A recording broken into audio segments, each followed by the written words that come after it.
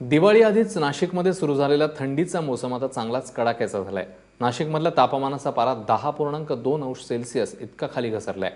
यंदाच्या राज्यातलं हे सर्वात कमी तापमान असल्याची शक्यता वर्तवण्यात येते।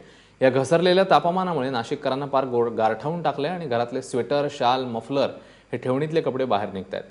दिवाळीनंतर वातावरणातला गारठा कमालीचा वाढलाय, त्यामुळे पहाट असो किंवा संध्याकाळ ठिकठिकाणी शेकोट्या पेटलेल्या पाहायला मिळतात।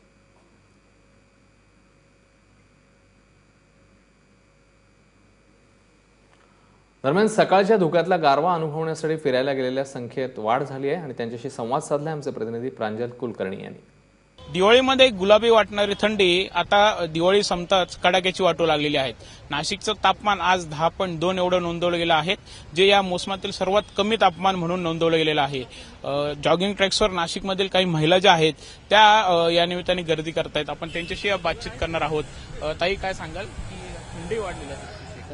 थंडी वाढल्यामुळे जॉगिंग ट्रॅकवर गर्दी वाढलेली आहे। कपाटात असलेले स्वेटर्स बाहेर निघालेले आहे। मध्ये औद्योगिकरणामुळे थंडी कमी झालेली होती, पण यावर्षी राज्यातलं सर्वात कमी तापमान नाशिकला नोंदवलं गेलेलं आहे। आम्ही नाशिककर गुलाबी थंडीचा अनुभव घेत आहे।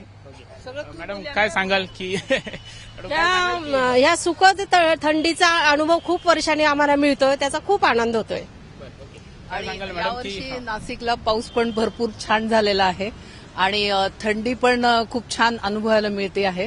त्याच्यामुळे आम्ही सगळे नाशिककर मंडळी खूप खुश आहोत आणि आमच्याकडे पाहुणे येणारे पण यावर्षी मला असं वाटतं थंडीमुळे पाहुण्यांची संख्या पण वाढेल। काय सांगाल मॅडम?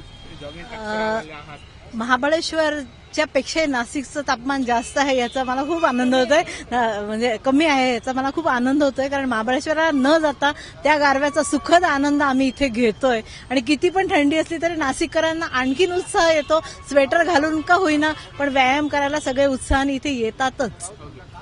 आपण बघू शकत आहोत की तापमान जरी कमी होत चाललं असलं तरी याचा आनंद जो आहे तो नाशिककर सध्या लुटत असताना दिसून येतो आहे। कॅमेरामॅन किरण काटारसह प्रांजल कुलकर्णी, एबीपी माझा, नाशिक।